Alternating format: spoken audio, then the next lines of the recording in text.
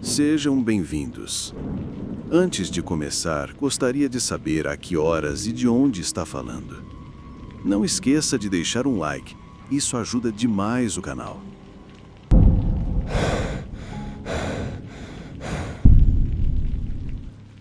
Quando eu e Eric nos mudamos, lembro de ter pensado como éramos sortudos.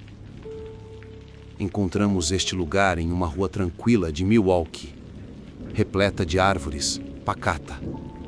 Um daqueles bairros que parece não ter mudado desde os anos 70. O tipo de lugar onde as caixas de correio ainda ficam nas varandas da frente e as pessoas dizem coisas como "bom dia" quando você passeia com o cachorro. Parecia um recomeço. Estávamos saindo de empregos estressantes e longos deslocamentos, e a ideia de desacelerar, mesmo que só por um ano, parecia maravilhosa. Alugávamos um andar de cima de uma casa duplex. No andar de baixo morava uma enfermeira aposentada chamada Harriet, que fazia tortas e falava do marido falecido como se ele ainda morasse lá. Ela era doce, meio que a avó de sitcom, sempre oferecendo mais doces e perguntando se estávamos dormindo o suficiente. A casa ao lado, porém, era diferente. Parecia abandonada. Do tipo que deveria ter uma placa de execução hipotecária ou um aviso colado na porta. A tinta estava descascando, os degraus da frente tortos, as persianas caídas em todas as janelas. As janelas pareciam que cairiam com o próximo vento forte. Achávamos que era só uma daquelas propriedades antigas que ninguém tinha tido tempo de consertar. Não nos incomodava. Na verdade, fazia a rua parecer ainda mais silenciosa. A janela do sótão dava para nosso quarto. Notei isso na primeira noite em que desempacotei. Puxei a cortina e vi aquela pequena janela circular lá em cima, cheia de sujeira, só um vidro empoeirado olhando para fora abaixo do telhado. Lembro de ter dito para Eric que parecia um olho. Algo nela me dava uma sensação estranha. Ele riu.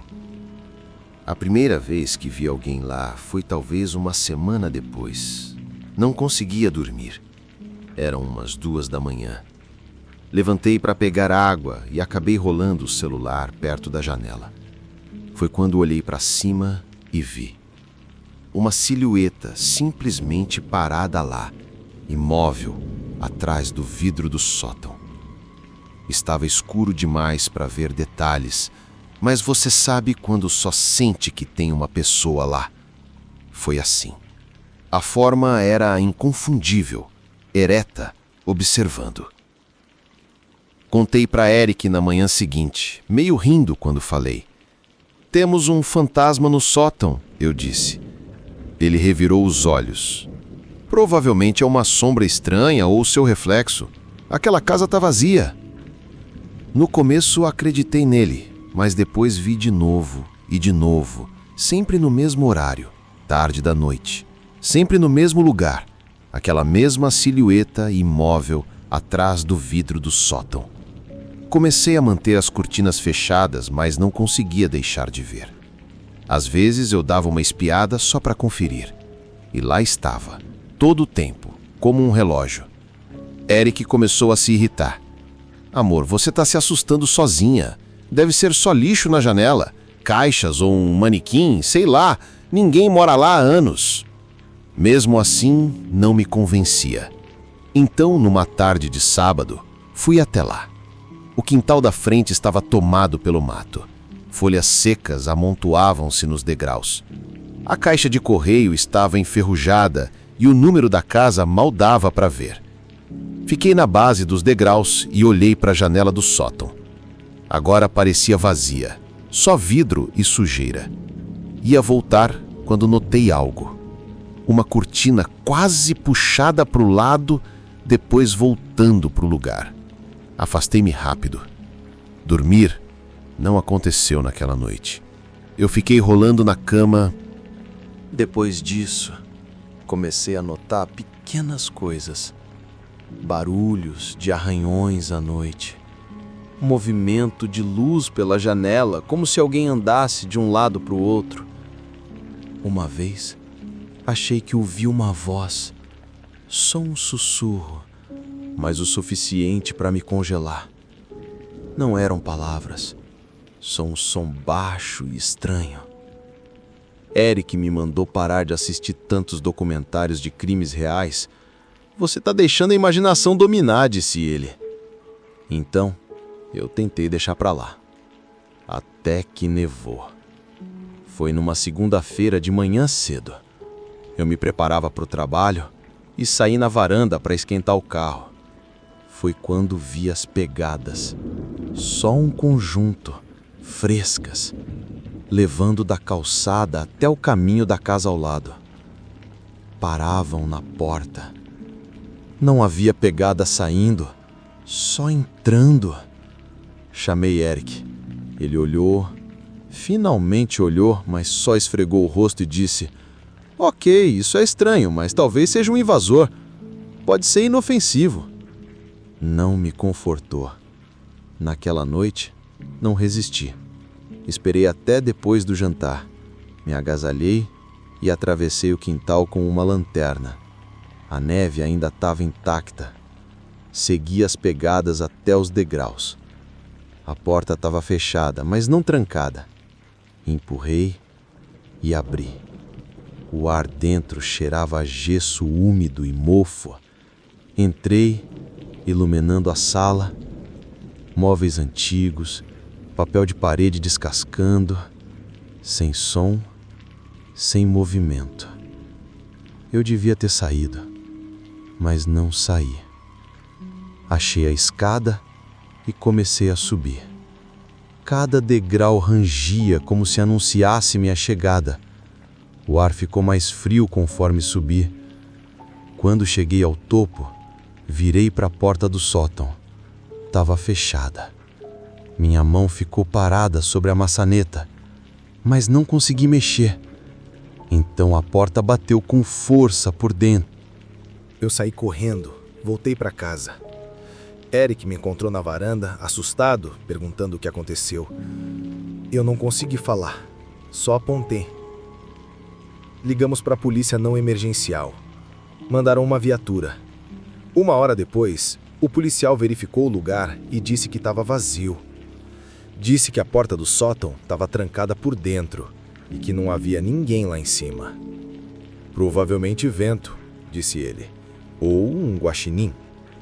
Perguntei como um guaxinim teria feito aquelas pegadas. Ele não respondeu. No dia seguinte, compramos cortinas blackout. Comecei a manter um diário. Toda noite eu checava a janela, anotava tudo, cada som, cada movimento de luz.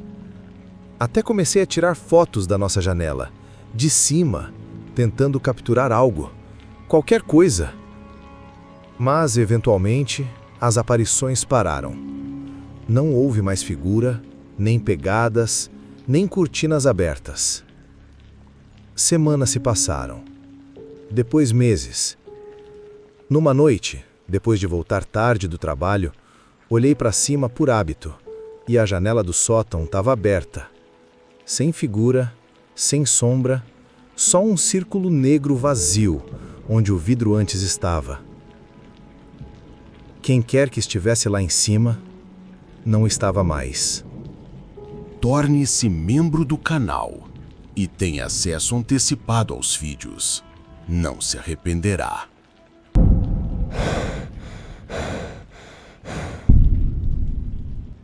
A primeira vez que a conheci, senti pena dela.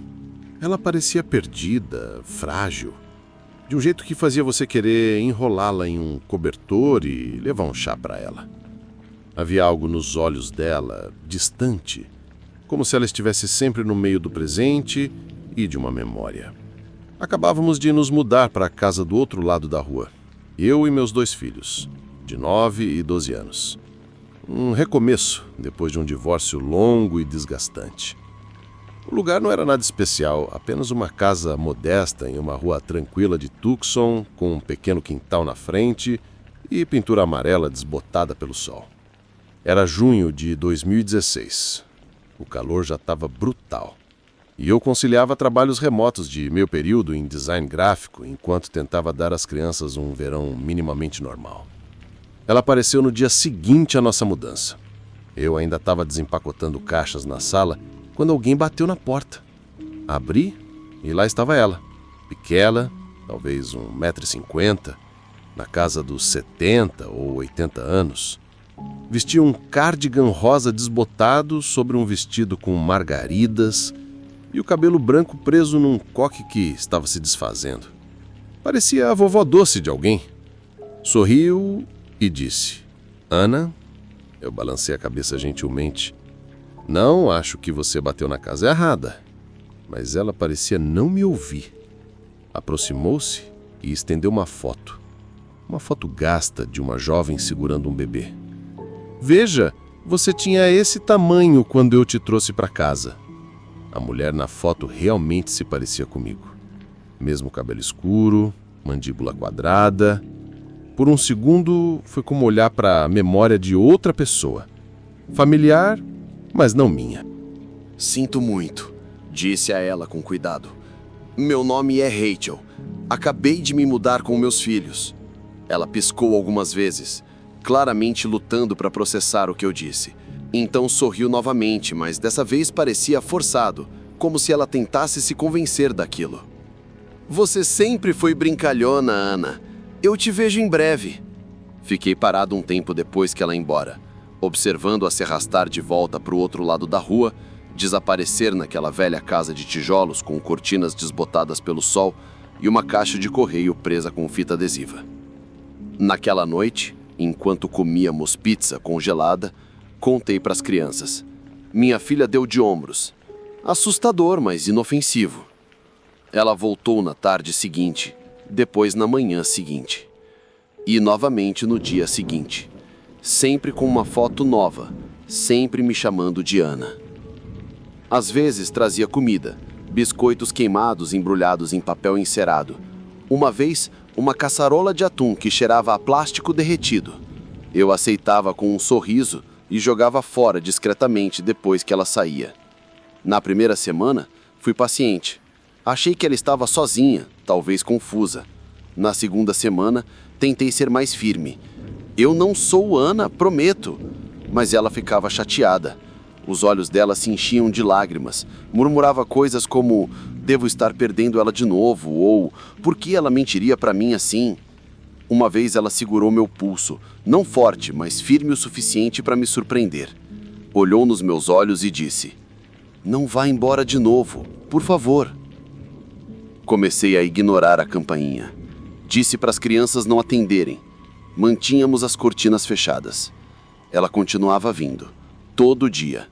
Às vezes, 2 vezes. Apenas ficava parada lá fora, esperando. Depois começaram as visitas noturnas. A primeira foi por volta das 3 da manhã. Ouvi um rangido no andar de baixo e pensei que o ar-condicionado tinha ligado. Mas então ouvi a televisão. Não um programa, apenas estática. Peguei meu celular e desci de ponta de pés. Quando cheguei na sala, a vi. Estava sentada no sofá, no escuro, segurando o controle remoto, assistindo à estática, balançando devagar. Murmurava algo. Não conseguia entender as palavras. Fiquei ali, sem saber se estava sonhando.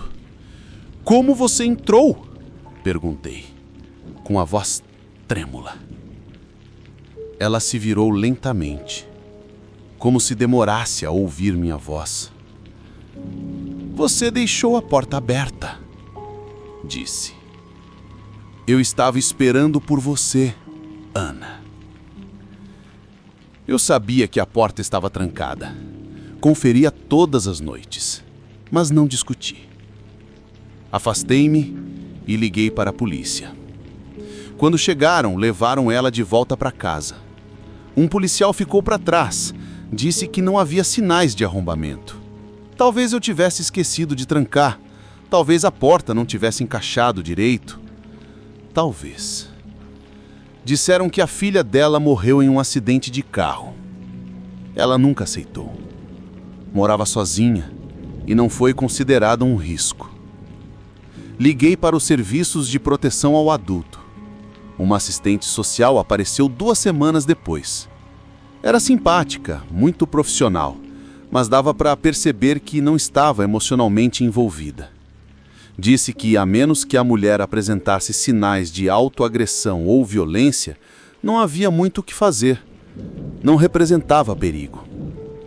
Troquei as fechaduras, instalei uma barra de segurança, coloquei câmeras nas portas da frente e dos fundos. Ela parou de vir por um tempo. Quase 2 meses. Então, numa noite de setembro, acordei com um barulho que ainda penso. Era suave, mais agudo, como uma caixa de música quebrada tentando tocar. Verifiquei as câmeras. Nada na frente, nada atrás. Caminhei pelo corredor. A porta do quarto da minha filha estava entreaberta. Dentro, a velha estava sentada na beira da cama, chorando, segurando uma faca de cozinha. Minha filha estava congelada debaixo das cobertas, os olhos arregalados, respirando superficialmente. "Por que você continua fugindo de mim, Ana?" A mulher sussurrou. "Por que você continua se escondendo?" Sentei no chão lentamente, mantendo a voz baixa. Falei com ela como se acalmasse uma criança assustada. Falei sobre chá, o tempo e como poderíamos sentar na varanda pela manhã. Estendi a mão e peguei a faca delicadamente. Ela deixou cair. Assim que tive a faca em mãos, levantei e saí do quarto silenciosamente para ligar para a polícia. Dessa vez, não a deixaram voltar para casa. A colocaram numa instituição de cuidados de longo prazo. O médico disse que ela tinha um transtorno neurocognitivo avançado. Ela não se lembrava de ter entrado na minha casa. Não sabia que nos assustara. Para ela, tudo aquilo era um momento que pertencia a outro tempo. Mudamos 6 meses depois. As crianças precisavam de distância. Eu também. Minha filha, especialmente, não foi a mesma mais.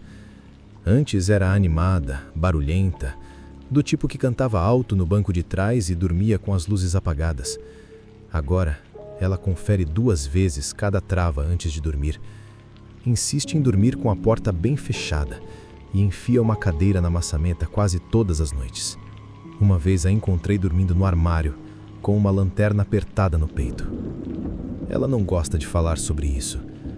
Perguntei delicadamente nas poucas vezes em que parecia menos fechada, mas ela só balança a cabeça e diz: "Estou bem, mãe."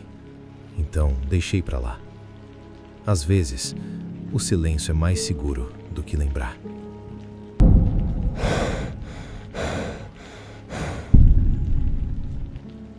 Quando conseguimos aquela casa em Raleigh, parecia uma vitória. Lembro de pensar: caramba, realmente tivemos sorte com essa. Um pouco desgastada nas bordas, mas barata e perto do campus. Minha colega de quarto, Jessie, e eu éramos ambas calouras na época. Ela era do tipo que rotulava as suas sobras e estava sempre com fones de ouvido.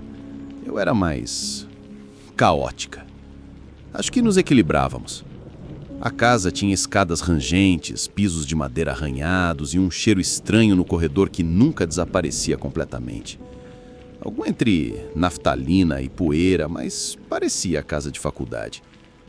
Vivíamos horas um pouco malucas. O cara do andar de baixo, Donnie, parecia inofensivo. Meio quieto, talvez na casa dos 20 e poucos anos. Sempre usava aquelas calças cargo pretas que faziam barulho quando ele andava. Quando conhecemos, ele foi simpático. Disse oi quando o encontrávamos, ofereceu-se para carregar uma caixa pesada uma vez, nunca deu sinais de alerta.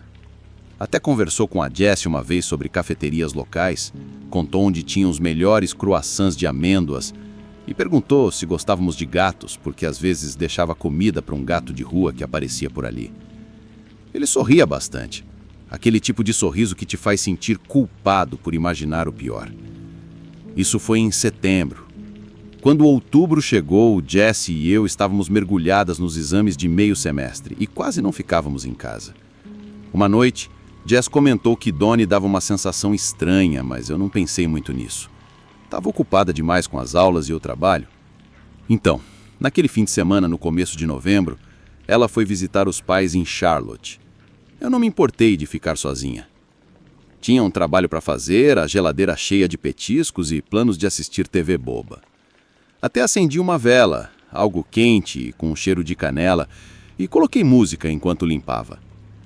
Lembro de pensar como era bom ter espaço só pra mim pela primeira vez.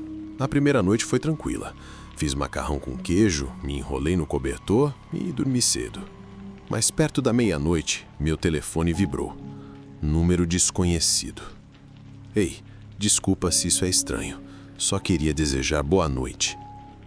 Fiquei olhando por um segundo e respondi: quem é? Sem resposta. Achei que fosse número errado. Tanto faz. Fui dormir. No dia seguinte, outra mensagem. Ouvi você deixar algo cair na cozinha. Tá tudo bem? Dessa vez não respondi porque sim, tinha deixado uma colher cair mais cedo e não tinha falado nada em voz alta. A cozinha ficava nos fundos do apartamento e a única coisa que fazia sentido era que a unidade do Donnie era logo abaixo da nossa. Mas isso só faria sentido se ele já estivesse escutando de algum jeito. Comecei a pensar nas possibilidades. Talvez ele estivesse bem debaixo do assoalho. Talvez tivesse encontrado um jeito de nos espionar. Alguma amiga da Jess fazendo uma pegadinha. Mais uma mensagem chegou cerca de 1 hora depois. Aquele moletom vermelho fica bem em você. Eu tava usando. Pulei e fechei todas as persianas. Fiquei no meio da sala tentando me acalmar. Tranquei a porta da frente com o ferrolho e fui para a cozinha. A porta da varanda tinha uma trava frágil e um fecho que eu nunca usava direito. Tranquei ambos dessa vez. Voltei para o sofá e tentei focar no programa que estava passando. Cada barulho lá fora me fazia sobressaltar. Uns 10 minutos depois, outra mensagem. Você esqueceu o fecho da porta da varanda. Eu tranquei para você. Fiquei olhando para essa por um tempo que pareceu 1 ano. Depois, joguei meu telefone do outro lado da sala. Nem lembro de caminhar até a porta. Só me lembro de abri-la e gritar na noite. Quem diabos é você? Não tive resposta. Mas ouvi. Aquele barulho de switch, aquela calça cargo preta. Na manhã seguinte, fui falar com Donnie. Bati na porta, ninguém respondeu. Mandei mensagem para Jessie e contei tudo. Ela me disse para ficar no quarto, fora da vista, e chamar o dono do imóvel. Fiz isso. E enquanto esperava o retorno, chegou outra mensagem. Você não precisa ter medo. Eu só queria ter certeza de que você estava segura. Bloqueei o número. Não adiantou. As mensagens continuaram. De números ligeiramente diferentes, mesma atitude. À tarde, convidei minha amiga Rachel para vir. Ela morava a 2 ruas e chegou com um bastão e uma lanterna. Procuramos o apartamento juntas, olhando embaixo das camas, atrás das cortinas do chuveiro, até dentro do forno por algum motivo. Nada.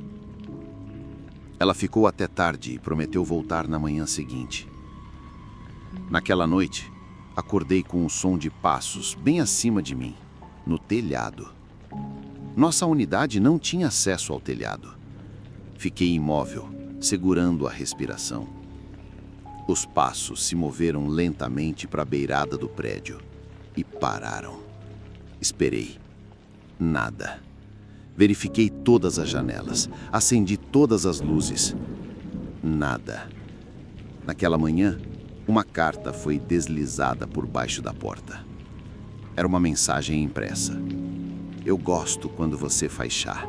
Você canta enquanto espera a chaleira. Isso te faz parecer real. Sem nome, sem endereço para a resposta. Chamei a polícia. Vieram. Registraram o boletim. Mas disseram que, a menos que houvesse uma ameaça direta ou arrombamento, não podiam fazer muito. Perguntei sobre Donnie. Um policial foi bater na porta dele. Ele atendeu dessa vez. Disse que não tinha ouvido nada. Não sabia do que eu estava falando. Agiu confuso, muito confuso. Mas eu vi nos olhos dele. Aquele brilho de reconhecimento o entregou.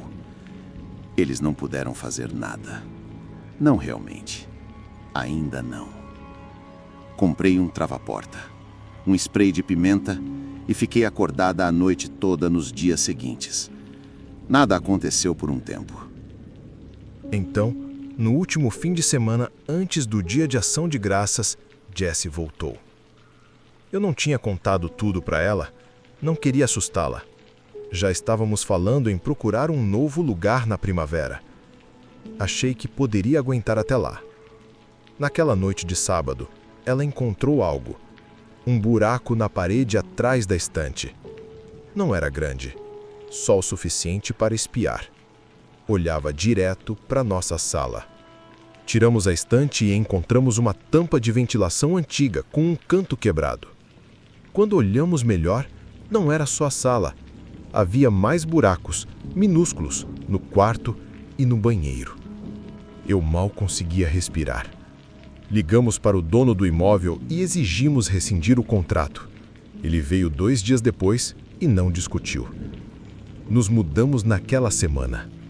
Nunca encontramos prova de que era Donnie. Nenhuma câmera, nenhuma confissão, nada concreto. Só mensagens, bilhetes de papel, buracos que não havíamos notado antes e aquela tensão horrível no ar que não foi embora. Não importa quanto tempo passe, aquela sensação estranha de que alguém está lá fora, observando, nunca realmente desaparece. Demoramos semanas para encontrar um novo lugar. Todo o apartamento parecia errado, muito exposto, muito silencioso, muito perto de estranhos. Jessie e eu começamos a andar com spray de pimenta sempre. E eu durmo com o telefone na mão, o polegar sempre pronto para discar 190. Nunca mais deixo a porta da varanda destrancada. Nunca mais.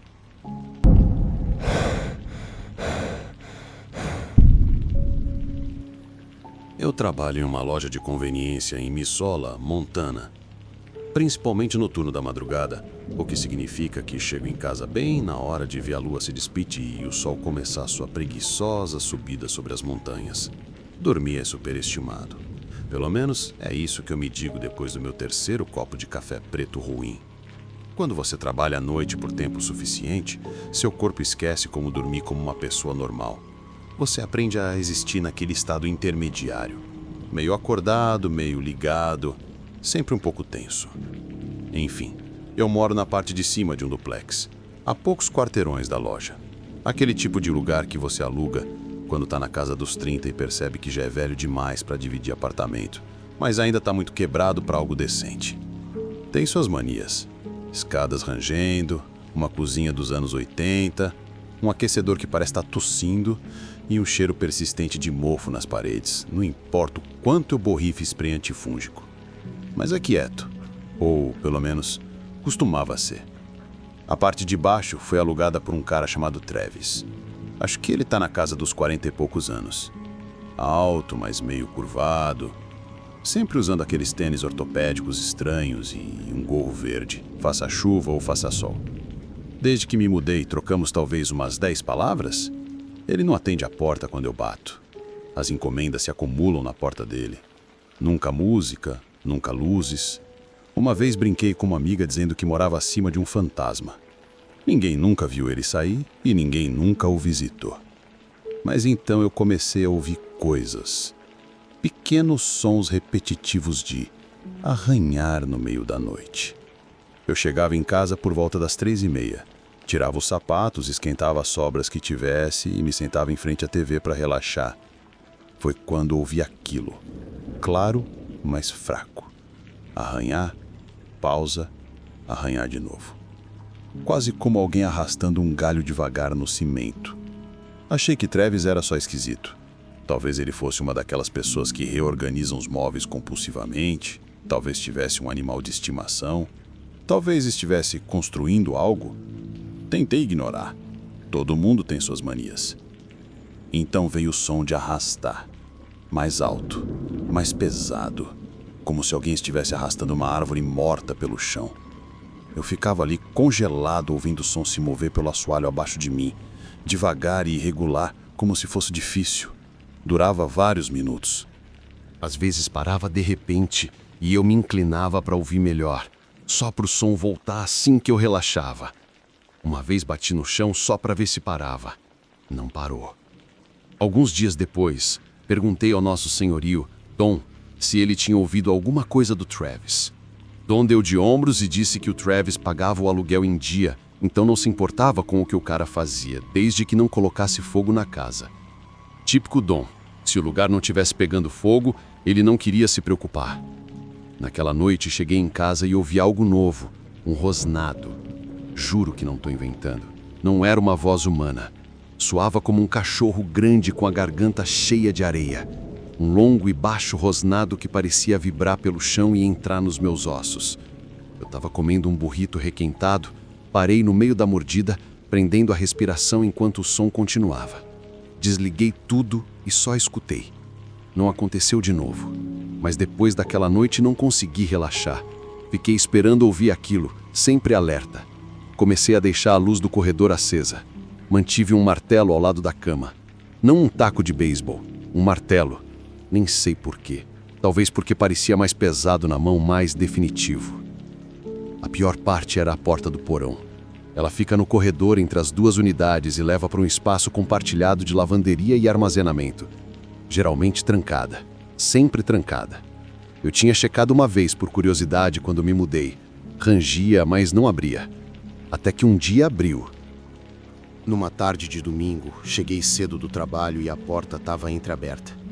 Como se alguém não tivesse fechado direito.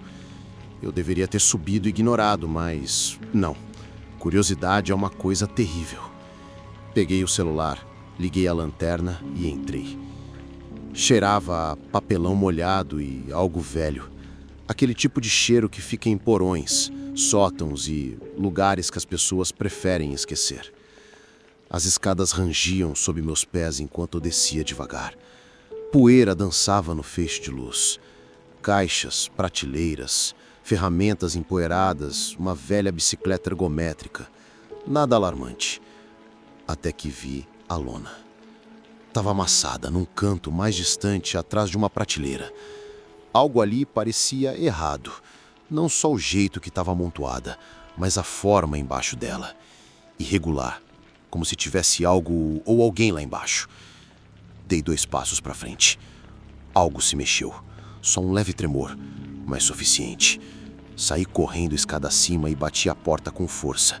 Cheguei a enfiar uma cadeira na frente, como se isso fosse ajudar. Meu coração disparou. Não de medo, mas daquela sensação de choque e desorientação que acontece quando o seu cérebro ainda não processou o que o seu corpo acabou de fazer. Não dormi naquela noite, nem na seguinte. Fiquei esperando algum barulho. Passos, pancadas, qualquer coisa. Até o silêncio parecia alto. Minhas orelhas se esforçavam para captar qualquer som. Nada. Até quarta-feira. Cheguei do trabalho e encontrei um bilhete colado na porta. Obrigado pela visita. Não esperava companhia. Sem nome. Apenas aquela letra pequena e precisa. Eu não sabia o que fazer. Não chamei a polícia, nem avisei o dono do imóvel. Só esperei. Cada rangido da escada, cada sopro de vento lá fora fazia meu pulso acelerar. 2 dias depois, Travis desapareceu. Sem caminhão de mudança, sem caixas, simplesmente sumiu. O carro não estava na garagem. A caixa de correio estava vazia. O apartamento trancado, escuro, morto. Mandei mensagem para Dom. Ele disse que Travis havia saído de repente, sem deixar endereço para contato. Só deixou as chaves na caixa de correio e sumiu. Sem explicação. 1 semana depois, tentei a porta do porão de novo. Trancada. Continua assim até hoje. Às vezes, quando chego tarde, fico no topo da escada, ouvindo para ver se ainda escuto algo. Algo se mexendo atrás da porta trancada. Algo arrastando. Algo respirando. Até agora, nada. Mas aquele cheiro velho, úmido e podre, ainda está lá. E às vezes, quando menos espero, acho que ouço as escadas rangerem. Só uma vez e depois nada de novo. Se você achava que a parte mais assustadora era o vizinho, espere até ele te seguir no mercado. Curta, se inscreva e conte como você teria lidado com essas situações de pesadelo. E se você acha que perseguição só acontece nos filmes, clique agora para assistir a 4 histórias reais de stalkers assustadores. Porque a parte mais assustadora é que eles já sabem onde você mora. Fique preparado, fique seguro e nos vemos no próximo pesadelo. Muito obrigado por acompanhar esses relatos. Deixe seu like e comente o que achou e até mais.